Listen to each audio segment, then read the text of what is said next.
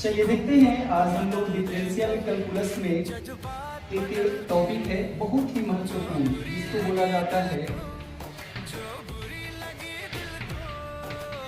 Leibniz rule.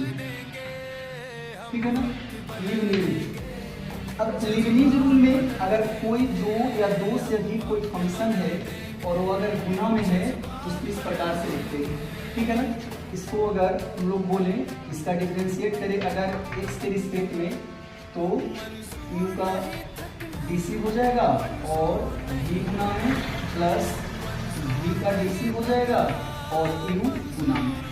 अगर इस पर हम एक सवाल देखें तो किस प्रकार से देख सकते हैं, जैसे कोई भी दो फंक्शन है, जैसे ले लेते हैं यहाँ पर sin x और एक ले लेते हैं log x, तो इसको u माने, कोई भी इसमें u मानते हो कि v मानते हैं, दो फंक्शन दिया गया है।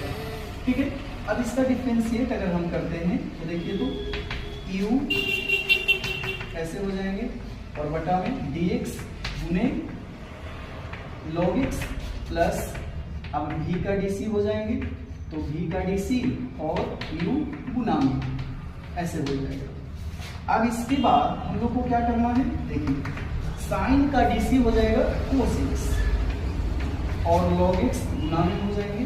अच्छा, log x का dc हो जाएगा 1/x और साइन हो जाएगा गुना में। इस प्रकार से हम लोग क्या कर सकते हैं, बना सकते हैं। ठीक है ना।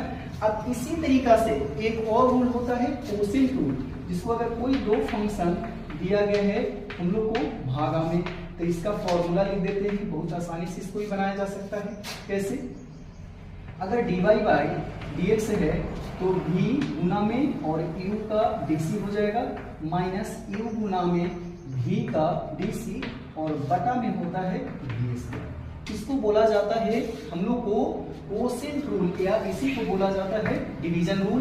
जब कोई दो फंक्शन भागा में दिया हुआ है और कोई दो या दो से अधिक फंक्शन दिया हुआ है गुना में, तो लीबनिज रूल, जिसको बोलते हैं गुना का नियम, प्रोडक्ट नियम से भी बनाया जाता है। तो बहुत आसान तरीका से हम लोग को लीबनिज रूल और कोसेंट रूल बनाया जा सकता है, कोई अगर दो फंक्शन गुना में या भागा में दिया हुआ है।